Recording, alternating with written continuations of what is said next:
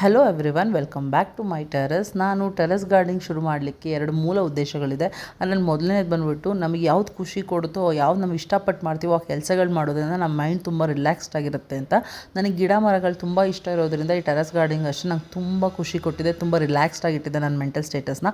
ಇನ್ನು ಎರಡನೇ ಕೆಲಸ ಬಂದುಬಿಟ್ಟು ನನ್ನ ದಿನನಿತ್ಯದ ಅಗತ್ಯಕ್ಕೆ ಬೇಕಾಗುವಂಥ ಸೊಪ್ಪು ತರಕಾರಿಗಳನ್ನ ನಾನೇ ಬೆಳ್ಕೊಳೋದ್ರಿಂದ ಖುಷಿ, ಅದ್ರ ರುಚಿನೂ ಬೇರೆ, ಅದ್ರ ಸಿಗೋ ಖುಷಿನೂ ಬೇರೆ. ಅದನ್ನು ನಾನು ಫೀಲ್ ಮಾಡಬೇಕು ಅನ್ನೋದು ಒಂದು ಕಾರಣ.